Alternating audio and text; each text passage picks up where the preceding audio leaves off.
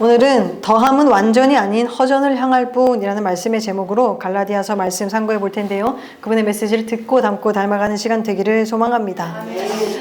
여러분, 상점에 가서 물건을 살 때 나라마다 묻는 말이 다르다고 합니다. 미국 사람들은요, 돈을 얼마를 내야 그 물건을 살 수 있습니까? 라고 묻고요. 영국 사람들은 그 물건이 얼마나 질깁니까? 라고 묻는다고 합니다. 프랑스 사람들은요, 그 물건이 최신 유행입니까? 아닙니까? 라고 묻는다고 해요. 그리고 일본 사람들은 이 물건을 가져다 팔면 얼마나 이익이 남습니까? 라고 묻는데요. 그렇다면 한국 사람들은 무엇을 물을까요? 뭐가 제일 잘 나가나요? 아, 네. 한국 사람들은 이 물건이 가짜냐 진짜냐를 먼저 묻는다고 합니다. 가짜가 너무 많고 가짜가 진짜와 너무 유사하다라는 것을 알 수 있지요. 때로는 가짜가 더 진짜 같기도 합니다. 오메가라는 시계 회사를 혹시 아시나요? 굉장히 되게 고가로 알고 있는데, 명품으로 알고 있는데, 그 시계 회사가 가짜로 인해서 44억 원의 피해를 받았다고 합니다. 왜냐면요, 자신들 회사에서 최초로 이제 시계를 냈던 그 시계의 이름으로 경매가 나왔던 거죠, 한 시계가. 그래서 이거는 박물관에 전시할 가치가 있다라고 생각하고 그 물건을 44억에 경매로 사왔어요.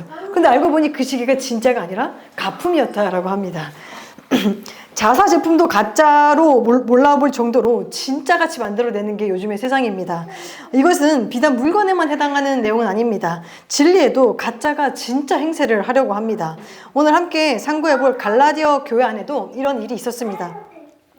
지난 시간 우리가 함께 상고해본 안디옥 교회에서 바나바와 바울이 이제 파송했지요. 그래서 바울이 가장 먼저 간 곳이 갈라디아 지방. 그가 전도 여행을 이제 드디어 시작했는데 처음 시작한 곳, 가장 가까이 있었던, 지리적으로 가까웠던 갈라디아 지방에 가서 말씀을 전하게 되었습니다. 그래서 그곳에서 괄목할 만한 전도의 열매를 거두고 다른 선교지로 이제 떠났습니다.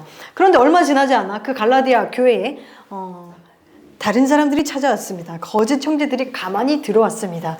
그래서 바울이 전한 복음은 충분하지 않다, 보충이 필요하다, 추가가 필요하다라는 말을 전합니다. 그 거짓 형제들은요, 어떤 사람들이었냐면 신뢰할 만한 외모와 신뢰할 만한 언변을 지닌 자들이었습니다. 그들은 보통 이제 순회하는 자들이었거든요. 그러다 보니까 조금 더 이제 깔끔한 외모, 귀티나는 외모였고 예루살렘 출신의 사람들이었습니다. 또 이들을 통해서 논리학과 수사학이 발달될 정도로 언변이 굉장히 탁월한 사람들이었습니다. 근데 반면 자신들에게 처음 복음을 들었던 바울은 그 전승에 따르면요, 외모가 그다지 신뢰할 만한 외모가 아니었다라고 합니다. 또 그의 언변도 지난 말씀 시간에, 마목사님 말씀 시간에 알려주셨지만 글은 참 잘 쓰지만 언변은 조금 부족했던, 어눌했던 사람이었죠. 그럼 상대적으로 이 거짓 교사들과 바울을 봤을 때, 외적으로 딱 봤을 때 조금 더 말에 신뢰가 되는 건 거짓 형제들이겠지요. 그랬는데 심지어 그 거짓 교사들이 하는 말이 어땠냐면요, 바울의 말은 그렇게 틀린 것은 아니야, 하지만 조금 더 추가해야 돼 라고 말하는 것이죠. 그렇다면 거부할 이유가 그다지 없는 것입니다. 상상해 보겠습니다. 한 시골 마을에 어떤 강사가 왔어요. 그 강사가 와서 이제 허름한 옷을 입고 말도 좀 어눌하지만 강의 내용이 굉장히 좋아서 사람들은 이제 감동을 받았습니다. 근데 그 사람이 이제 가고 그 다른 강사가 왔는데 서울 출신의, 시골이라고 하면 서울 출신을 하면 약간 조금 이렇게 물어보는 경향이 있잖아요. 서울 출신의 강사가 와서 옷도 깔끔하게 입고 외모도 깔끔하고 말도 너무 잘하는 사람이어서 아주 좋은 내용을 전해주고 갔어요. 근데 또 이제 이렇게 말하는 거죠. 이전에 왔던 그 강사의 말도 맞는데 추가해야 돼, 보충해야 돼 라고 말하죠. 그렇다면 이 시골 사람들은 어땠을까요? 전혀 그 이야기를, 그 강의를 거부할 내용이 없었겠죠. 오히려 이렇게 생각하지 않았을까요? 이전에 강사도 좋았지만 새로운 강사가 와서 더 보충해 주니까 더 풍성해지고 더 다양해지고 더 많이 알게 돼서 참 좋다 라고 생각했지요. 이런 상황이, 이 상황과 유사한 상황이 갈라디아 교회에도 있었던 것입니다. 이 상황을 들은 바울이 쓴 편지가 갈라디아서거든요. 이 갈라디아서, 이런 상황을 배경으로 갈라디아서라는 그 편지를 쓰게 되었는데 용건이 무엇인가? 사실 갈라디아서를 이제 읽어보면요, 보통 이제 바울의 편지는 인사말도 있고 좀 길게 인사를 하고 축복도 하고 그 다음에 이제 용건을 말하는데 지금 굉장히 빠르게 용건을 얘기하고 있거든요. 그만큼 이 내용이 나는 급하게 빨리 용건을 말해야겠다라는 의지가 있는 것입니다. 그 용건이 무엇이었는가? 1장 6에서 7절까지 말씀 보기를 원합니다. 읽겠습니다. 그리스도의 은혜로 너희를 부르신 이를 이같이 속히 떠나 다른 복음을 따르는 것을 내가 이상하게 여기노라. 다른 복음은 없노니 다만 어떤 사람들이 너희를 교란하여 그리스도의 복음을 변하게 하려 함이라. 아멘. 이 한마디로 이런 말이죠. 어떻게 그렇게 빨리 복음에서 떠날 수가 있어? 너희들 이상해. 너희들 정신 차려. 너희는 지금 교란당해서 변질된 복음을 받고 있는 거야. 다른 복음은 없어. 이걸 지금 급박하게 얘기하고 있는 것입니다. 요즘 우리가 사는 시대는 다름을 인정해 주는 것이 멋지다라는 인식 속에 살아가고 있죠. 틀린 것이 아니라 다른 것을 정말 다름으로 인정해 주는 것은 때로 멋진 일일 수 있습니다. 하지만 이런 의식 속에서 주의해야 될 것이 있습니다. 분명 틀린 것인데 그것을 다름으로 포장하고 있지는 않는가. 그것은 굉장히 분별해야 되는, 조심해야 되는 부분이죠. 틀림이 아닌 다름을 내세우면서 다가오는 것은 악한 영이라고 할 수 있습니다. 복음에 약간의 물을 타면서 다가옵니다. 붉은색에 검정색 잉크를 담는 것이 아니라 물을 한두 방울 이제 섞기 시작하는 것입니다. 그렇게 희색시키기 시작하는 것이죠. 갈라디아의 교회에서 퍼지고 있는 다른 복음은 바울이 전한 오직 믿음으로 구원받는다라는 말과는 정반대의 말이 아니라 조금 다른 말이었던 것뿐이죠. 믿음은 필요 없고 율법으로 구원받는다라고 말했다면 전혀 다른 복음을 얘기하는 거지만 그것이 아니라 믿음으로 구원받는 거 맞는데 율법도 필요해. 이렇게 다가온다라는 것이죠. 굉장히 교묘하고 굉장히 애매하게 복음을 희석시키고 있습니다. 복음의 변질은 이렇게 교묘하게 굉장히 작게 시작하지만 그 끝은 결국 무엇으로 끝나냐면 십자가를 무효로 만드는 이론으로 끝나버립니다. 바울은요, 오직 믿음으로 구원받는다. 너희는 더 이상 종의 자녀가 아니라 죄의 종이 아니라 믿음으로 하나님의 자녀이기 때문에 자유해라 라고 하는데요. 다시 이들은 살짝 물을 타서 다시 종의 자리로 끌어내리고 있는 것입니다. 갈라디아서 3장, 4장, 5장에 걸쳐서 어떤 말이 있냐면요. 이런 말들이 있습니다. 율법의 저주에서 너희를 속량하셨는데 어찌해서 다시 너희들은 종 노릇하려고 하는 거냐. 다시는 종의 명예를 매지 말라. 이 내용을 지금 갈라디아서 3장, 4장, 5장에 걸쳐서 계속 얘기하고 있습니다.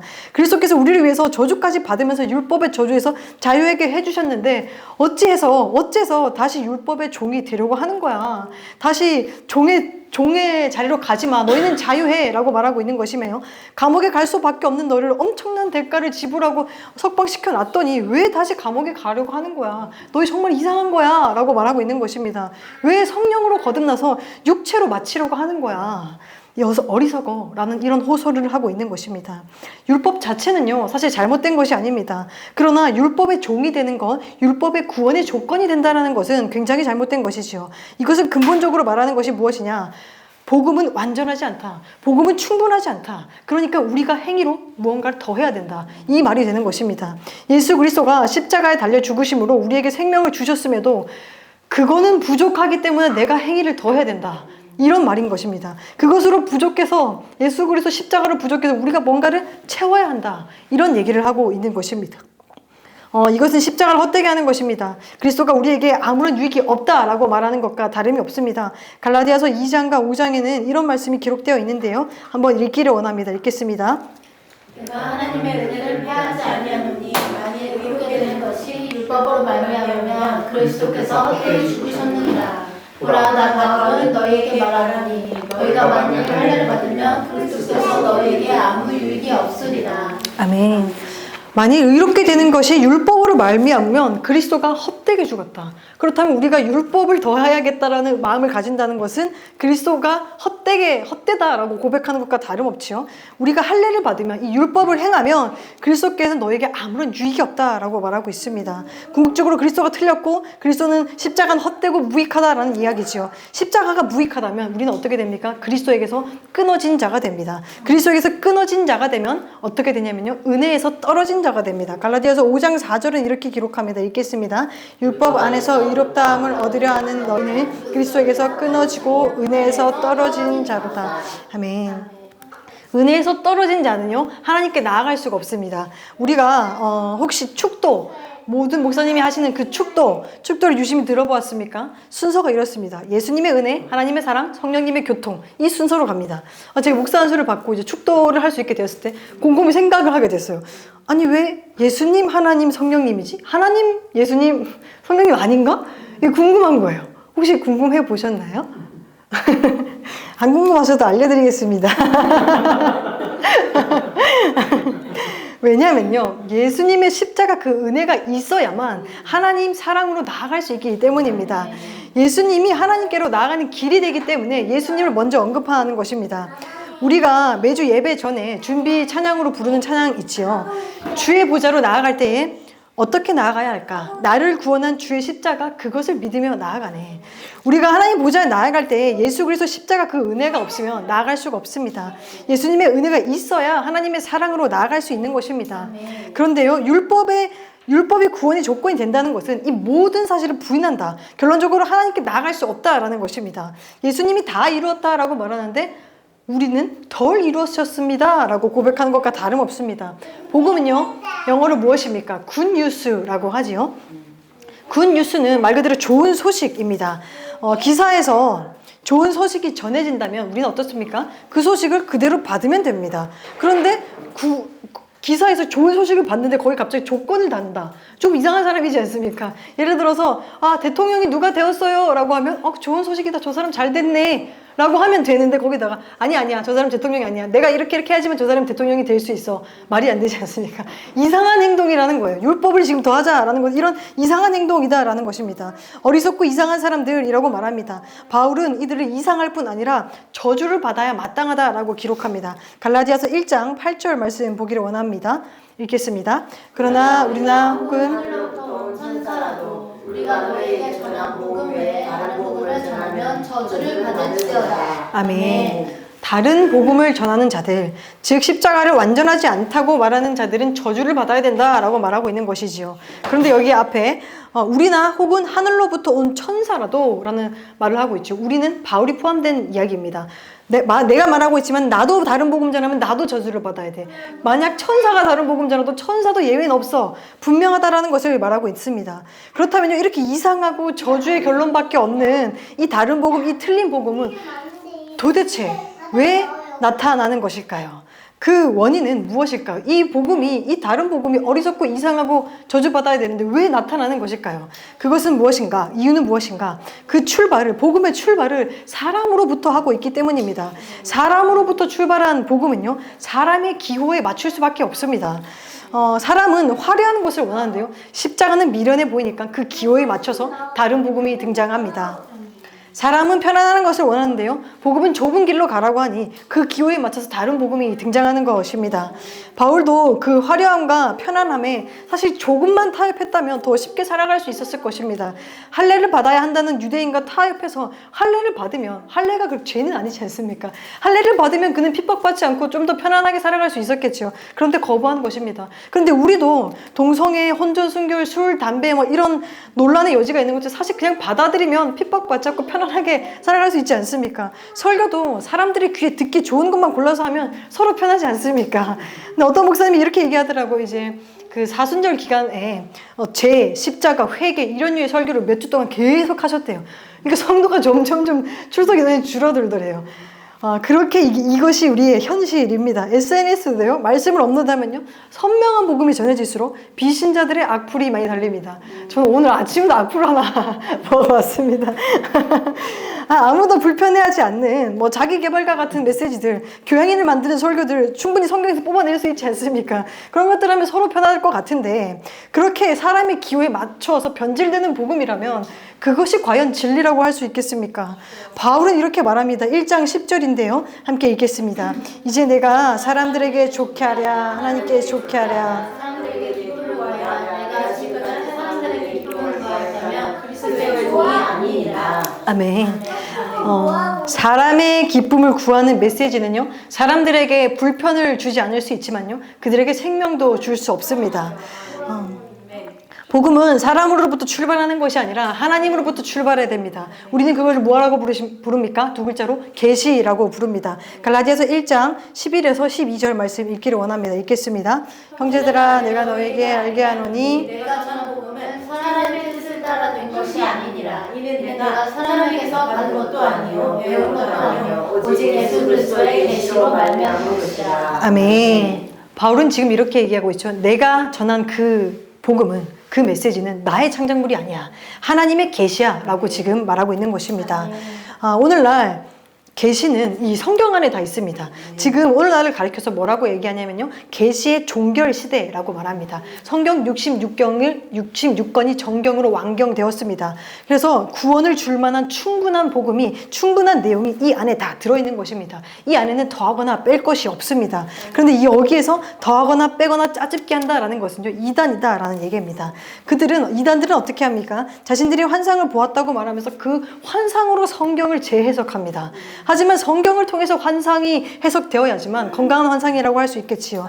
또 그들은 어떻게 말하냐면요, 성경에서 자신들이 원하는 문법만 이제 뽑아내서 짜집기 해서 자신들의 교리를 만듭니다.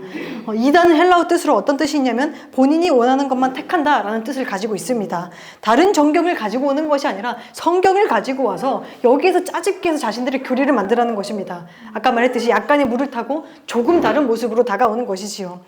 제가 아는 분 중에 이단에 빠진 분이 계셨습니다. 근데 그는 이제 그 예배 초소가 있던, 예배 초소라고 해도 될까요? 그 예배 초소, 이단의 예배 초소가 있던 곳에서 이사를 가게 됐어요. 근데 그 근처에는 없는 거예요. 그래서 조금 주변에 있던 큰 교회를 갔다가 온 다음에 이렇게 얘기를 하더라고요. 말씀 참 좋다. 말씀 참 좋아. 그런데 끝이 달라. 이거 웃기죠? 이거 우리가 하는 얘기인데 이단은 기준이 다르니까 그렇게 얘기를 하더라고. 이단은 실제로 끝이 다르다라는 뜻이 있고요. 우리 입장에서는 그들이 끝이 다른 것입니다. 메시지의 끝만 다른 것이 아니라 그 인생의 끝도 다릅니다. 조금 다름이 조금 다른 결과를 가지고 오지 않다는 것을 기억해야 됩니다. 혹시 우리 안에는 다른 복음이 없습니까? 우리는 어디 이상한 이단에 가서 예배 드리시는 분은 없을 거라고 알고 있는데요. 하지만 성경에서 내가 원하는 부분만 취사 선택해서 받아들인다면 나도 모르게 나도 나의 복음을 써내려 가고 있을지 모릅니다. 팀 켈러의 내가 만든 신이라는 책이 있습니다. 그 책에서는 이런 얘기가 있더라고요.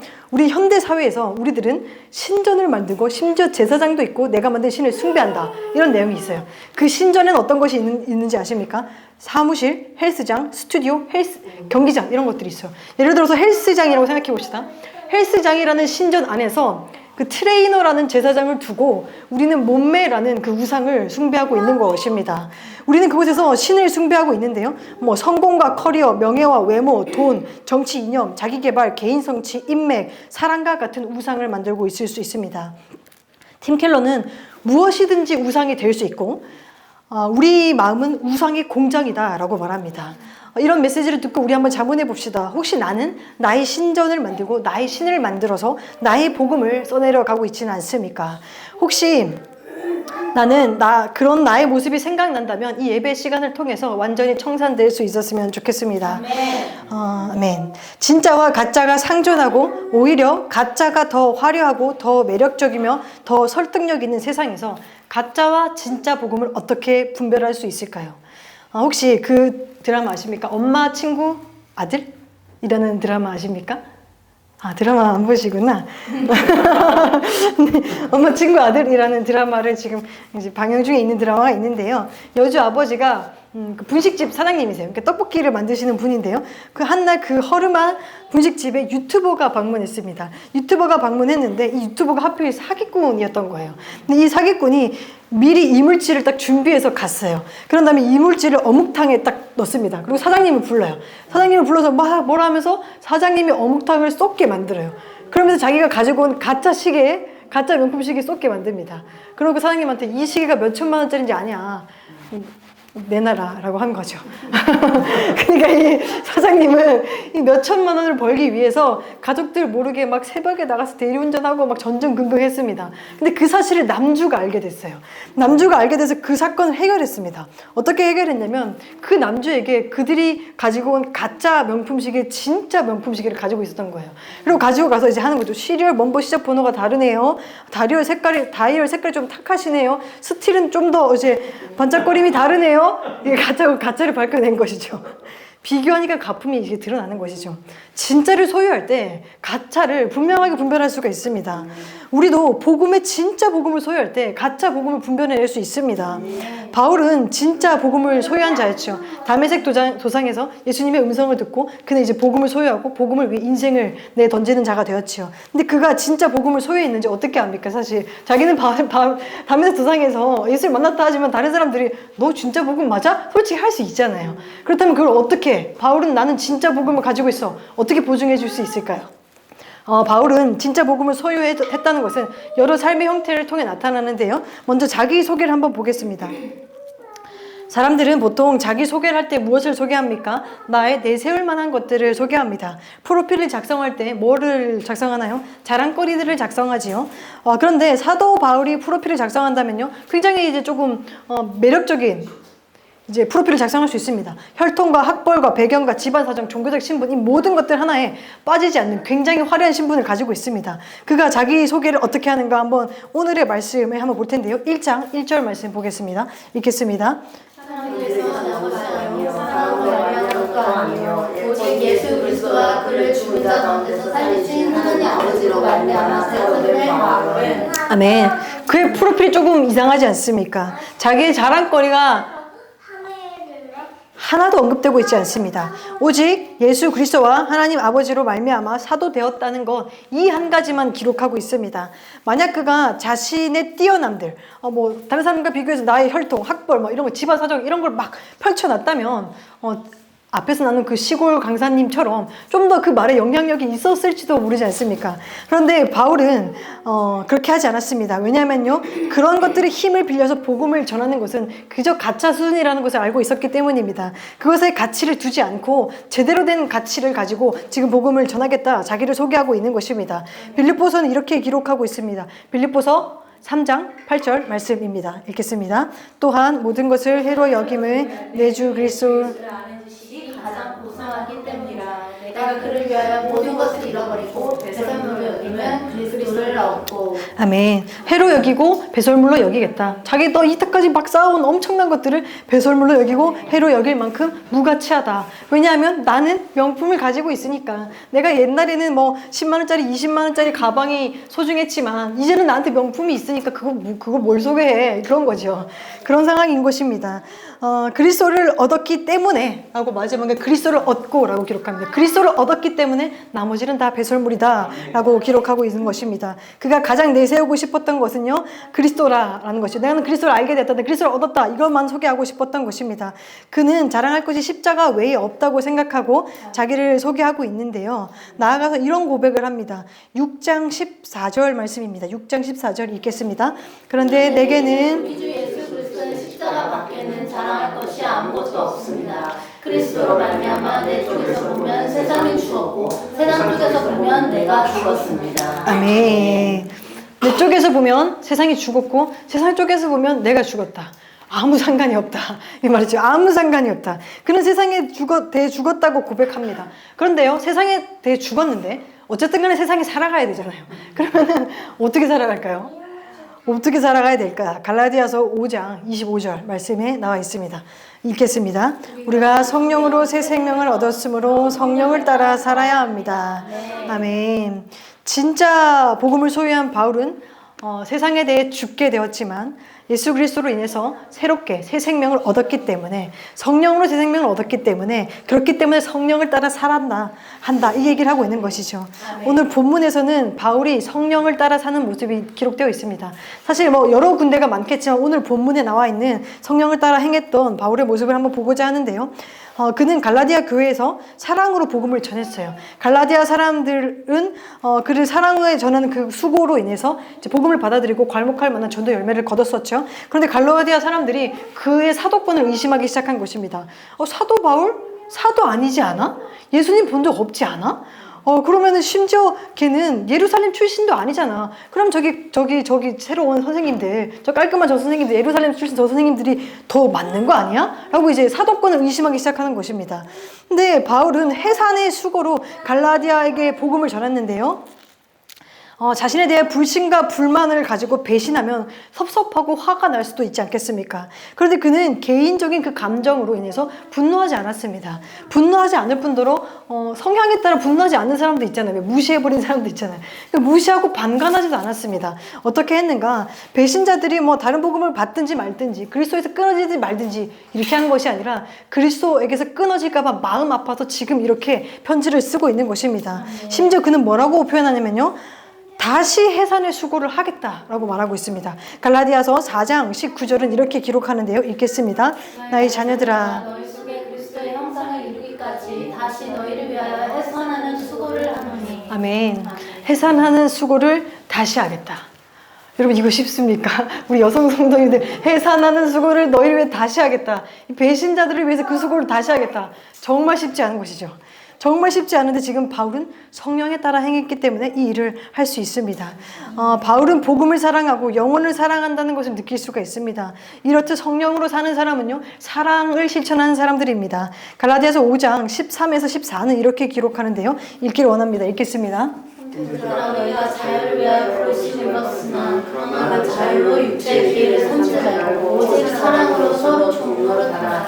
온 율법은 내 이웃을 사랑하기 위해 제시하라 하시는 말씀에서 이루어졌나니. 아멘. 아멘. 너희는 이제 종이 아니고 자유하지만 그것을 육체의 기회로 삼지 말고 오직 사랑으로 서로 종노릇해라. 율법은 사랑 여기에 있다. 지금 이 말을 하고 있는 것입니다. 성령으로 사는 사람은요, 사랑으로 사는 사람입니다. 율법이 구원의 조건은 아니지만 구원받는 사람이 성령으로 살기에 성령의 열매로 그 율법, 사랑의 율법이 완성되는 것입니다. 바울이 어디에 가치를 두는가를 봤더니 그는 진짜 복음을 소유한 사람이었구나를 깨닫게 되었고요. 그가 어떤 삶의 방식을 취하는가를 봤더니 그가 바른 복음으로 살아가고 있구나를 알 수가 있습니다. 진짜에는요, 명품에는요, 보증서가 필요하지요. 보증서가 있다면 의심할 수가 없지요. 우리가 진짜 복음을 소유했다는 그 보증서는 바로 우리라는 것입니다. 바울이 그의 삶의 방식으로, 그의 가치로, 근본적으로는 그의 정체성으로 이 복음은 바른 것이야, 명품이야, 진짜야 라는 것을 보증해 주었습니다. 바울이 가치와 삶의 방식이 변했다는 것은 한마디로 정체성이 변했다는 것입니다. 진짜 복음을 소유한 바울은 하나님 아버지로 말미암은 사도라는 이 정체성만 가지고 살아가고 있었던 것입니다. 바울에게 하나님 아버지로 말미암은 사도라는 이 정체성, 이 사도권이 지켜져야만 그가 전했던 복음이 진짜 복음이라는 것이 무너지지 않습니다. 그가 사도로 인정되지 않는 순간, 그 사도권이 무너지는 순간, 그 정체성이 무너지는 순간 그가 전한 복음은 의심받기 시작하는 것입니다. 우리에게도 동일합니다. 우리에게도 동일한 새로운 정체성이 있습니다. 무엇입니까? 갈라디아서 3장 26절은 이렇게 기록합니다. 읽겠습니다. 너희가 다 믿음으로 말미암아 그리스도 예수 안에서 하나님의 아들이 되었으니. 아멘. 우리의 새로운 정체성은 하나님의 아들입니다. 요한복음에는 다른 표현으로 이렇게 표현하고 있죠. 한번 읽기를 원합니다. 읽겠습니다. 영접하는 자, 이름을 믿는 자들에게는 하나님의 자녀가 되는 권세를 주셨으니. 아멘. 하나님의 자녀라는 그 정체성, 그 특권이 우리에게 주어졌습니다. 우리에게 주어진 그 정체성, 그 특권이 지켜져야만 우리가 소유한 복음이 진짜 복음이라는 보증을 내가 설 수 있는 것입니다. 우리가 하나님의 자녀가 된 권세, 그 특별한 권세의 가치를 가지고 그 정체성으로 세상에서 사랑을 실천하며 살아갈 때 진짜 복음이 지켜지고 진짜 복음이 퍼져나갈 것입니다. 말씀을 맺겠습니다. 모든 사람은 마음에 구멍을 가지고 태어난다라는 말이 있습니다. 그 구멍을 비워두자니 허전해서 무언가로 사람들은 계속 채우려고 합니다. 물질을 더해보고요, 이성을 더해보고요, 권력을 더해보고요, 건강을 더해봅니다. 하지만 계속 더해보아도 계속 허전합니다. 왜냐하면요, 그 구멍의 모양과 꼭 맞지 않기 때문입니다. 그렇다면 그 구멍에 꼭 맞는 것을 채워야 더 이상 허전하지 않고 완전해질 텐데 그 구멍은 어떤 모양일까요? 모든 사람은 하나님 모양의 구멍을 가지고 이 땅에 태어납니다. 그 구멍을 채울 수 있는 방법은요, 오직 복음밖에 없습니다. 오늘의 말씀의 제목은 무엇입니까? 더함은 완전히 아닌 허전을 향할 뿐입니다. 사람의 기호에 맞춰 이런 복음 저런 복음을 더해보아도 완전은커녕 허전으로 향할 뿐입니다. 이미 완경된 이 계시의 말씀 안에 하나님께서 세상을 이처럼 사랑하사 독생자를 주셨으니 이는 그를 믿는 자마다 멸망하지 않고 영생을 얻게 하려 하심이라. 이 굿뉴스, 그 복음이 허전을 해결하고 완전으로 이끄는 유일한 길입니다. 우리는 그 진짜 복음을 사랑해서 그 복음의 의분을 낼 수 있고, 다른 복음의 의분을 낼 수 있고, 영혼을 사랑해서 허전을 향하는 인생들에게 애끓는 마음으로 바른 복음을 전해주며 내가 전한 복음이 바른 복음이야 라는 내 정체성으로 보증설 수 있는 자들이 될 수 있기를 소원합니다. 다른 복음이 세상을 장악하려고 하는 이 시대에서 바른 복음을 소유한 자들로 오직 믿음으로 살아가며 허전을 향하는 인생들에게 굿뉴스 전해줄 수 있는 우리 모두가 될 수 있기를 주님의 이름으로 축원합니다. 아멘.